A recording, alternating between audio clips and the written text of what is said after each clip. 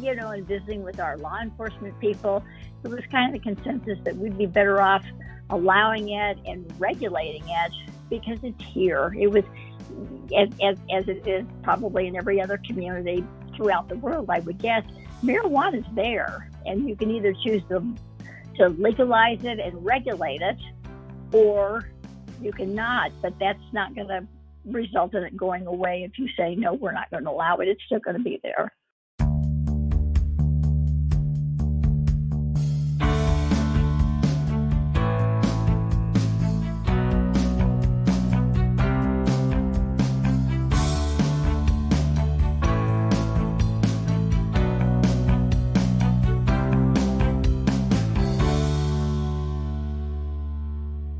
Welcome to another episode of the Gov Gab podcast. I'm your host, Brian Andraco. Thanks again for being a part of this show, and excited to introduce our guest for today, Mayor Karen Sheek, in the city of Cortez, Colorado.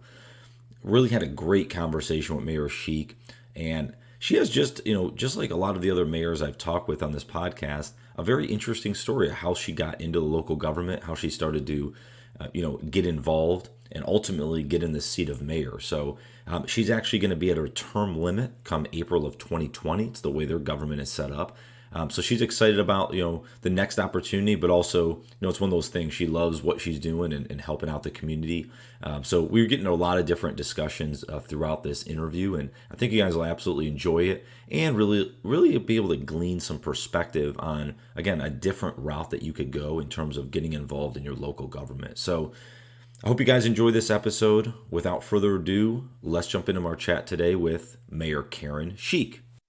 Mayor Sheek, welcome to the podcast. Thanks for joining today. Well, thank you for inviting me. I'm really, really pleased to be visiting with you today.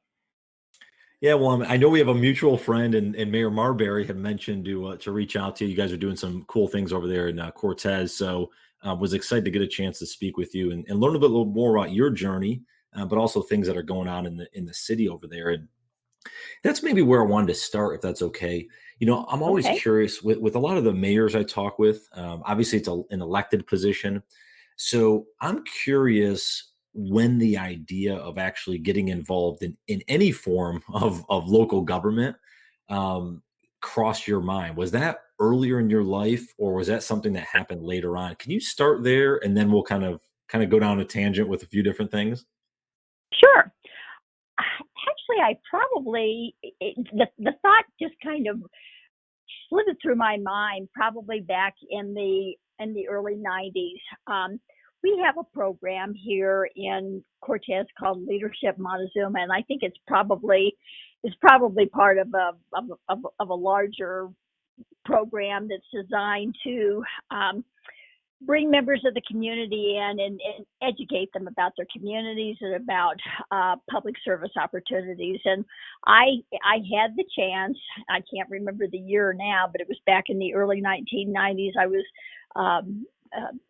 teaching at the middle school here in Cortez, and they were opening applications for the Leadership Montezuma program. And I went to my superintendent and said, I'd really like to be able to do that.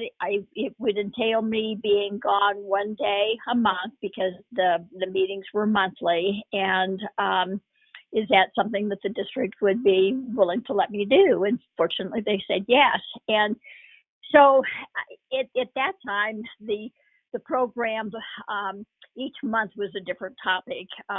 One month they focused on education, and another month they focused on healthcare, and of course one month they talked about municipal government. And I can remember thinking at the time that, that might be something that I would be interested in doing. I have been interested in politics probably all my life, not necessarily in an active sense, but I pay attention to what's going on and consider myself reasonably knowledgeable. And I think the one big takeaway from participating in the Leadership Montezuma program was the realization that there were lots of opportunities for people to get involved that often went begging because there just weren't enough folks who were willing to step up and do it. So that was that was probably the first time I'd ever even considered the possibility of serving in a public office position. And then in 2011, we had a rather divisive recall election. We had some people in the community that were not happy with the members on our city council, and they launched a recall, and it was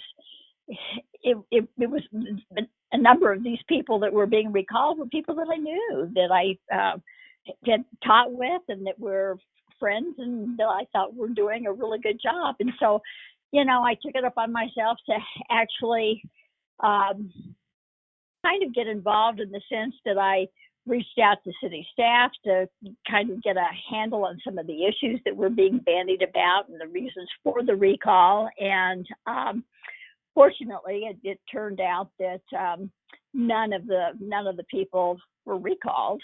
But when there was an opening then later that fall for a vacancy on city council, I thought, I think I'd kind of like to do that. So I submitted a letter, and they chose me to fill out the term. And it was interesting. It was one of those situations where you kind of find yourself literally jumping into the deep end of the pool and thinking, oh my gosh, what have I gotten myself into? Can I really do this? But the longer, the more meetings I attended, the more involved I got. I thought, I really like this. And I'm learning a lot, and it's been nice to work with staff. Well, the term was up in April, which meant that if I were interested in continuing to serve on council, I would have to run, and needed to get my petition out and get it signed beginning in January. And at that point, it was like, okay, well, I've enjoyed doing this. I've learned a lot. I'm not ready to be finished, and so I chose to run, and I won a 4-year term in my own right, and then 4 years later ran a second time and won a second 4-year term, and here I am. What was the gap between, finishing up that leadership Montezuma program, and then you said it was 2011. So what was that? Was it like a 10-year gap or more, like where you just kind of sat idle, for lack of a better term, or was that right there when it finished? We're looking at almost 20 years. Okay, almost 20. Okay.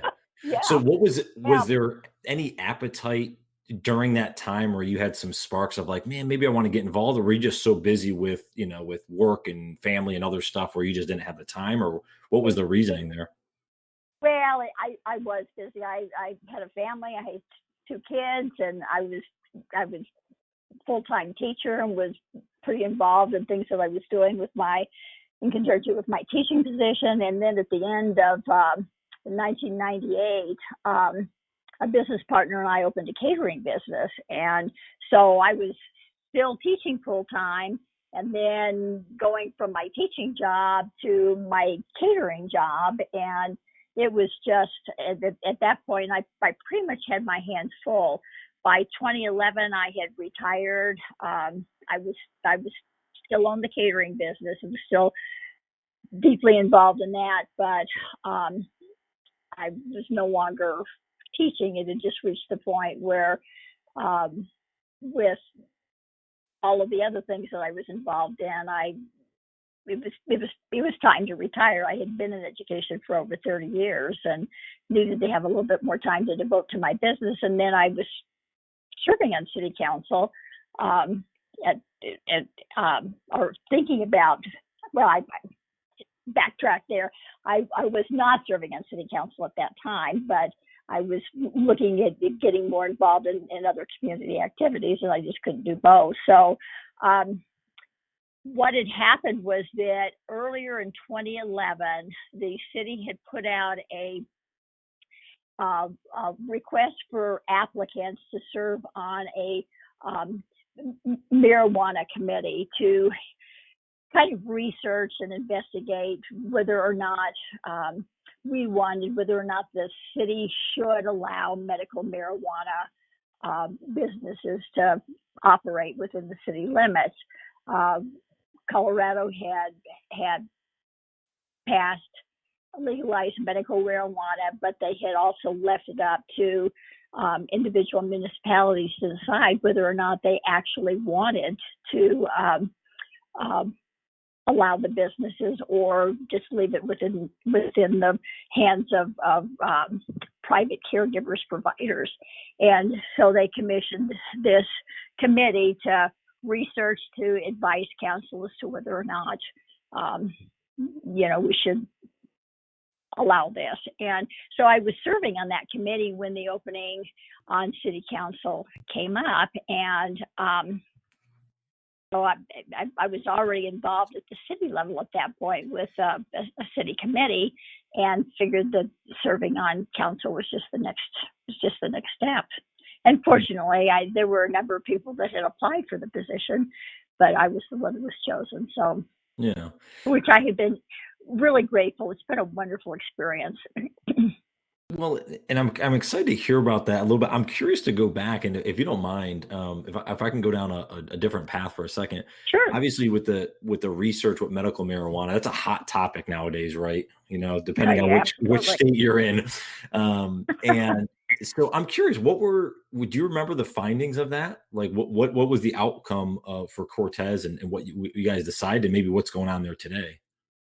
Well, one of the things that we did was we actually brought in some folks from the state, at the state level, just to kind of give us a sense of what it was going to mean if we decided not to legalize it, and if we decided to legalize it, what were the pros and cons of that. And I can't remember how many people were on the committee, but by the time we were finished researching, talking with people at the state level, I did a lot of research. I did a lot of online research. The decision was made that we would be better off allowing businesses to operate in the city and licensing them. They had to be licensed both through the state and at the city level, because that would allow us to have more control. If we said, no, we don't want this here, then what happened would be that caregivers would be the source of marijuana for those people that had gotten their permits to be able to purchase marijuana for medical uses. Remember, well, you may or may not be aware, it was kind of a two-step process for Colorado. The first step was legalizing medical marijuana, and then several years later, Colorado voters legalized recreational marijuana. And so this was at the very beginning of that whole process. And I can remember when we first got started, by the time it was to come up for a council vote, I was on council, and we had a lot of people that came. Many were very concerned about allowing medical marijuana here in the community, because they were worried that it was a gateway drug. It was going to create a lot of problems. But in visiting with our law enforcement people, it was kind of a consensus that we'd be better off allowing it and regulating it, because it's here. It was, as it is probably in every other community throughout the world, I would guess, marijuana is there, and you can either choose to legalize it and regulate it, or you cannot. But that's not going to result in it going away if you say, no, we're not going to allow it. It's still going to be there. So that was the decision that City Council made. And then when the Colorado voters legalized recreational marijuana, we made the same decision, that we would be much better off regulating the heck out of it, making sure that we provided stringent oversights, rather than saying no and then having folks bring it in from the outside, because it was going to be here. And I think it's worked well for us. That's what I was going to ask. Kind of having now hindsight, right? You can look backwards. Whatever that 8 years or so, it's been pretty successful. Then you would say, legalizing, I would say, regulating it. I think one of the if if I would say that there had been a glitch, the one glitch was that when we first talked about allowing recreational marijuana to come in, the feeling was, well, I think it was probably true with the medical as well. Part of the regulations that we put in place was to control the number of establishments that would be businesses that would be selling, was with zoning. And the state had some regulations in place. The city had the opportunity we couldn't be more lenient, but we could be more restrictive. And the city decided that we would not allow businesses to be any closer than 1,500 feet, which meant that if you have two marijuana businesses, they can't be closer than 1,500 feet of one another. They can't be within 1,500 feet of a school of any kind. They can't be within 1,500 feet of a child care facility. And by putting a spatial limitation on it, that helped to limit the number of businesses that you could have. Well, we were kind of under the impression that would probably limit us to 4, maybe 5 businesses. And what's happened over time is that people have looked in areas that probably initially we didn't consider areas that marijuana businesses might want to locate. And so at this point, we have 6 marijuana businesses within the Cortez city limits. And there have been some of our citizenry that say, that's enough. We don't want to have any more. At this point, we're still looking at it in terms of distances and to a certain extent too, what are the feelings of residents in the community in that area in which the business wants to open. So by and large, it's worked pretty well for us. So I want to go back again, getting into council and putting your name in the hat for that. Was there anything you were nervous about, or maybe some preconceived notions that were like, that you were thinking or worrying about during that little time there? Well, when I sent the letter in to fill out the position for the slot that became open, I didn't worry too much about it. Either I get it or I don't. And my thought at the time was that, I've been thinking about doing this. I've been interested in it.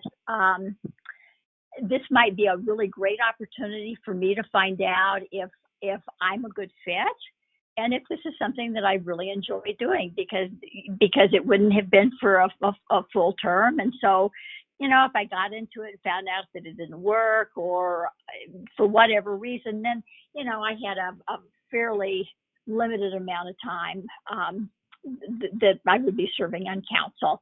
And then once I got there and found out how much I enjoyed it, and it was intellectually stimulating, and I loved working with the council members, and it was really enjoying the contact with the staff and learning about what it takes to operate a city.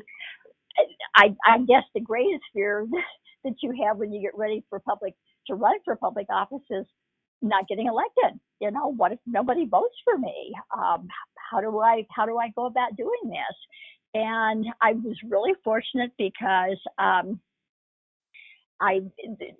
two of the council members who were friends of mine, and they were still on council, were really very helpful in visiting with me and giving me suggestions for, how I might launch my campaign and how to proceed. And then they endorsed me as well, which was I was most appreciative of. And I was quite excited and elated when I found that I was one of the people that had garnered enough votes to win one of the 4-year terms.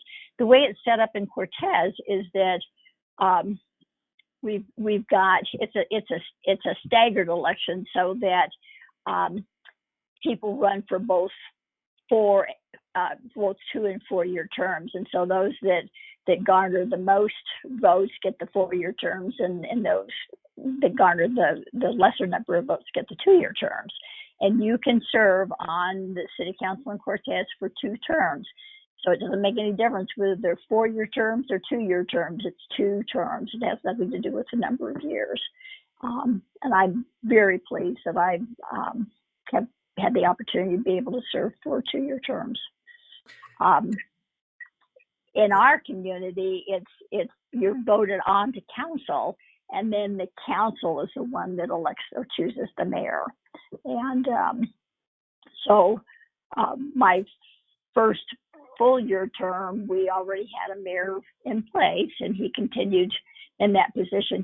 He was reelected by the council to fill that position. And then at the next election, he was term limited. He and the mayor pro tem were term limited. And so at that point, I thought, well, I might as well throw my hat into the ring and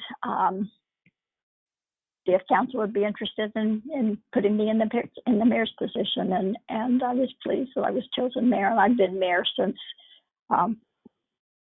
that second election. So it's one thing, obviously, to be on the city council, and there's a group of y'all, right, becoming the mayor, right, and kind of being the face of the city, if you will. What was it? Was that an extra level of stress or nervousness or anything, or were you just, now you had enough experience, you're like, hey, I can do this. I've seen it done before, and now I'm ready. What were your thoughts, kind of the self-talk, kind of putting your name? Yeah, I think.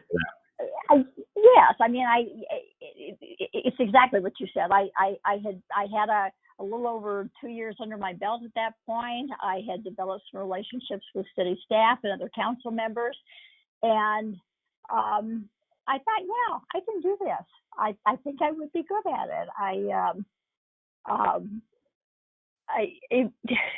To me, being on city council has never just been showing up for the council meetings.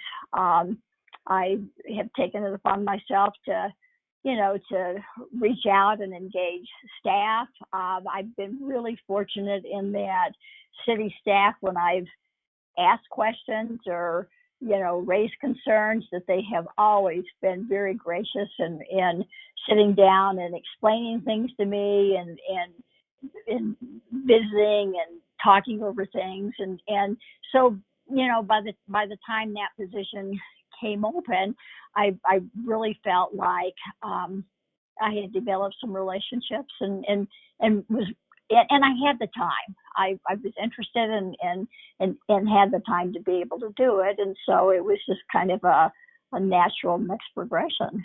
And I've been very pleased and honored that by the time I am term limited this April, and by the time I leave office, I will have of the 8 plus years that I've been on council, 6 of those I have served in the capacity as mayor. What's probably the hardest part of the job of mayor that most people don't even think about? And this may seem strange. I think probably for me, it's the social part. I love meeting with people one-on-one. I've enjoyed meeting with staff. I felt really comfortable in sitting on committee meetings.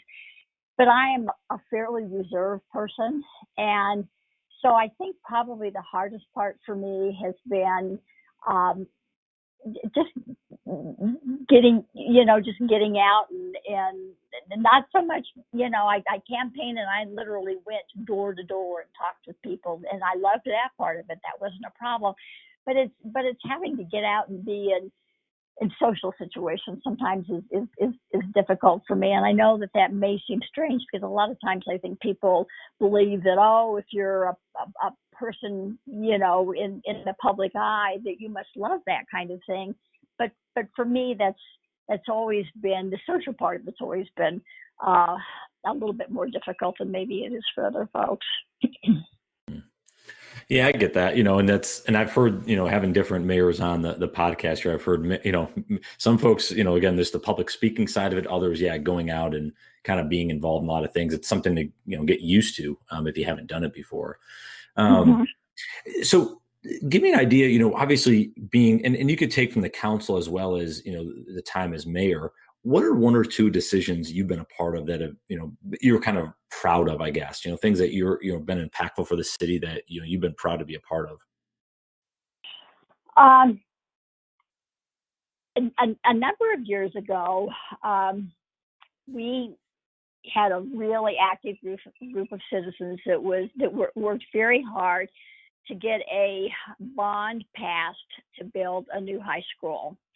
And part of the way that that project was promoted, um,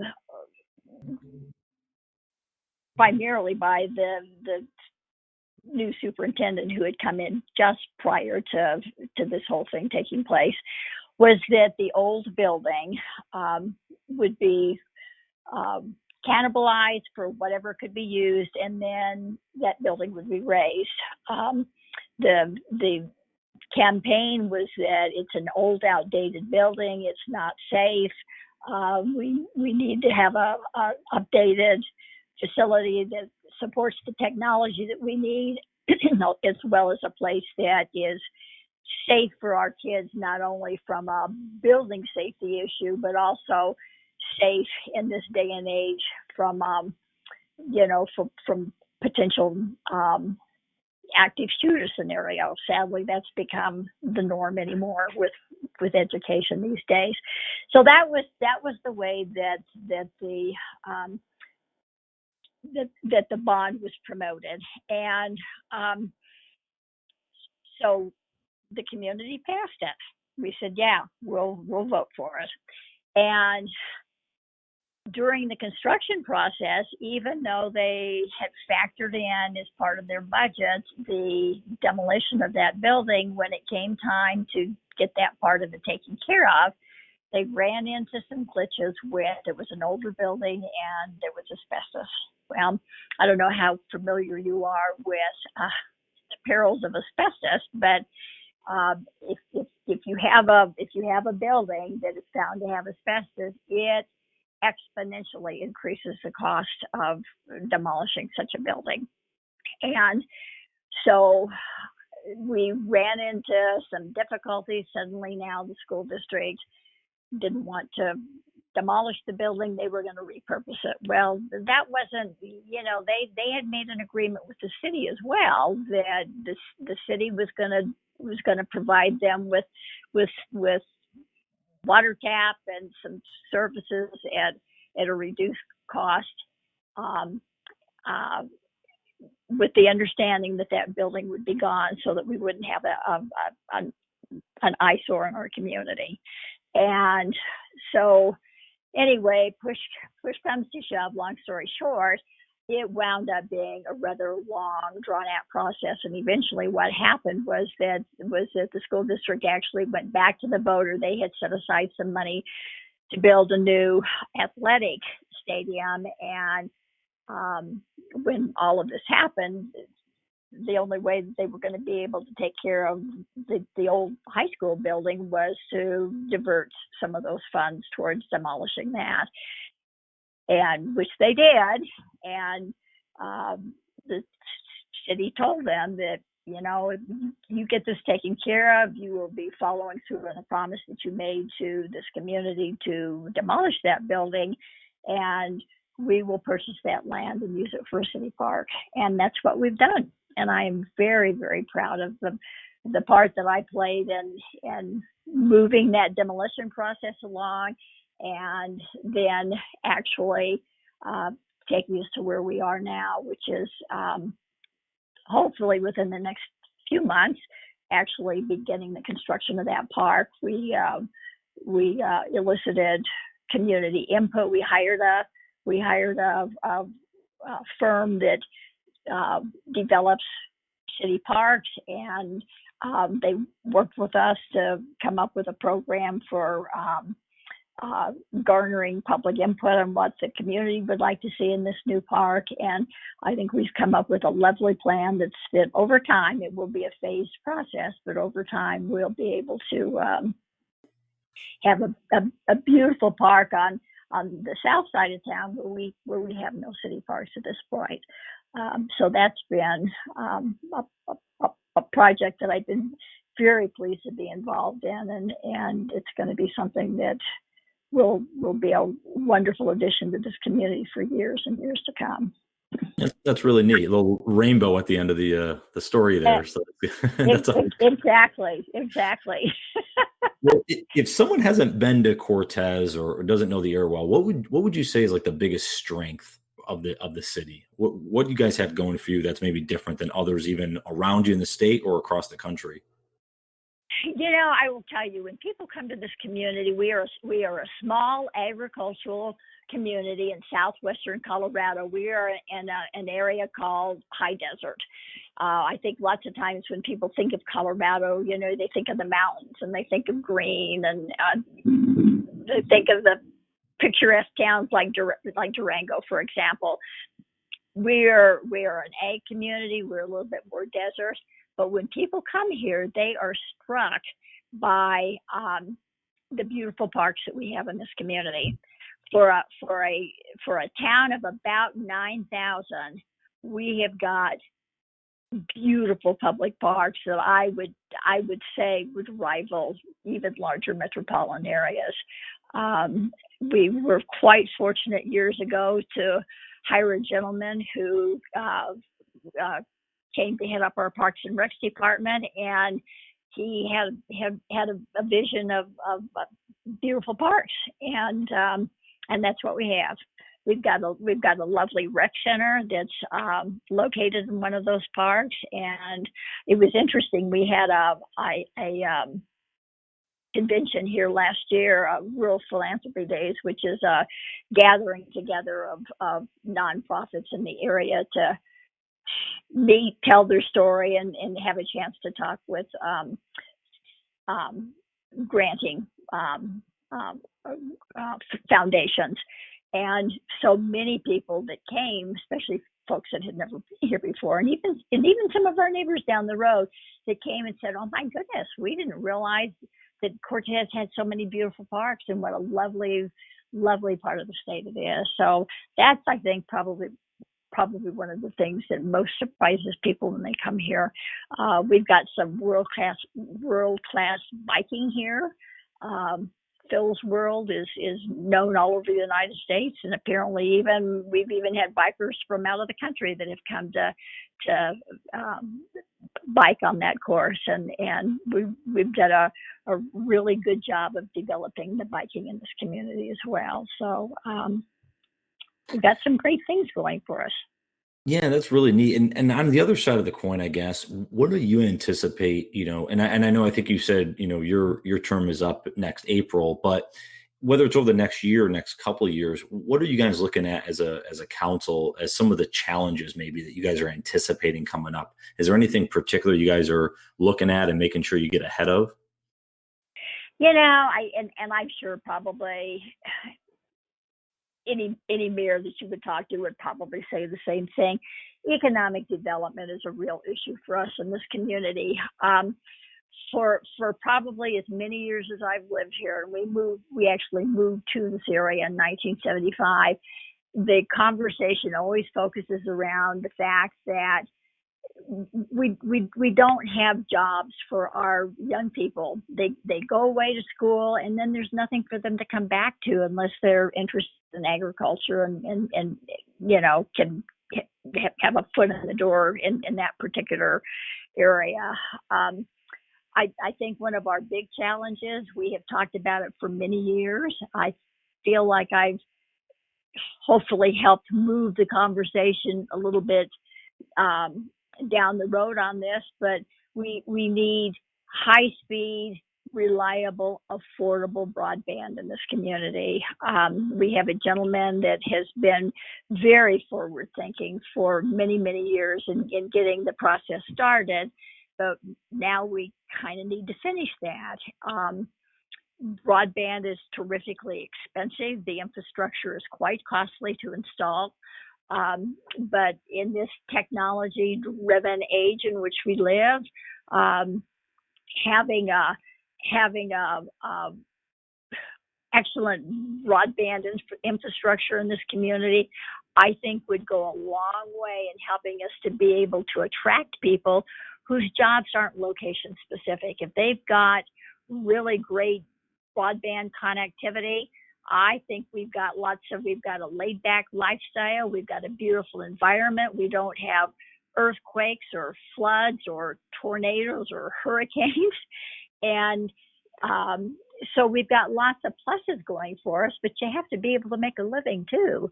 And so I think that's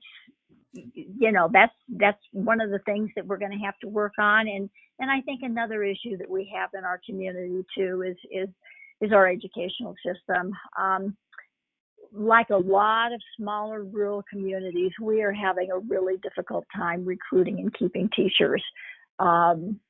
We just are not in a position to be able to offer the kinds of salaries that some of the larger metropolitan areas can offer. And although there's a real value in living here if you have a family to raise, you also want to be sure that you've got quality educational system, and we've struggled with that for a number of years, not for lack of trying and not because we don't have some wonderful educators in our community, but recruiting and keeping them has been very difficult, and that's a drawback. Have you all found any ways to get around that, or is that still the struggle is kind of scratching your head of how do you manage that and still keep good teachers? Well, I think that's been a struggle. I know that we've tried to implement programs where we have mentoring so that brand new teachers that come in have a support system, not only supporting them in the classroom, but also individuals that can kind of support their integration into the community itself. We've tried doing that. It is my understanding that they are going to have a ballot issue this coming fall to increase the mill levy, and those funds would be dedicated to be used for teacher salaries. So, we're hoping that we can get that passed, and with the idea that if we can, why that'll hopefully make this area a little bit more appealing. So we'll see. It's like I said, we're not the only community that's facing these kinds of challenges, and education is just speaking as a former educator, education has taken a real beating over the years. The public perception of education in the United States is like, I believe, and I realize I'm biased, is a little bit more negative than it needs to be. Are we perfect? No, but I think we're not. I think that the U.S. educational system isn't as bad as everybody seems to think it is. The truth lies somewhere in between those two extremes. Yeah. Well, so what are you going to do? So after your term's up next year, are you going to just ride off in the sunset, or are you going to stay involved somehow? What's the plan? Well, I will tell you, I'm already having fears of withdrawal here. I keep, I tell people, I'll be, when my term is up, I'm going to be looking for something to do, because I don't have the kind of personality that just wants to not do anything. I know that some people look forward to retirement because it allows them to not have to do anything if they don't want to, but I know myself well enough to know that if I don't have something organized and something to be involved with, it would be very easy for me to sit at home in my pajamas all day long, and I don't want to do that. I love being intellectually engaged, and I think that I think I've learned a lot of things over the years, not only in my teaching career, but in my city council career and my business career. I think I still have something to offer. So I'm hoping to be able to find a niche for myself after I am off of city council. Yeah. Well, maybe you can lead the special task force from an education side. Maybe, you'd solve that problem. Seems like an issue you're passionate with. So that's awesome. Yeah. Well, so let's end on this. I'm curious because, again, someone like yourself that, you were fortunate to have the leadership Montezuma. I'm not sure all communities have that type of thing, but what advice would you give to citizens? And it could be younger folks, it could be folks that are fully in a career and maybe getting near retirement, but in order to get involved more in their community, is there any advice you would share? Anything that was helpful for you early on, or things you've learned over the years that might be impactful to others? I think the most important thing that I would have to offer is that I, don't step back thinking that you're not qualified or nobody would be interested in having you serve. Because I think if there's one thing I've learned over the years, is that there are lots and lots of board positions and jobs that go begging, looking for people who have a passion for the work. The truth is that you can learn what you need to know to do a good job. I certainly, I mean, if getting on council required me to have been able to check off a sheet of qualifications, then I'm sure that position would have gone to somebody else.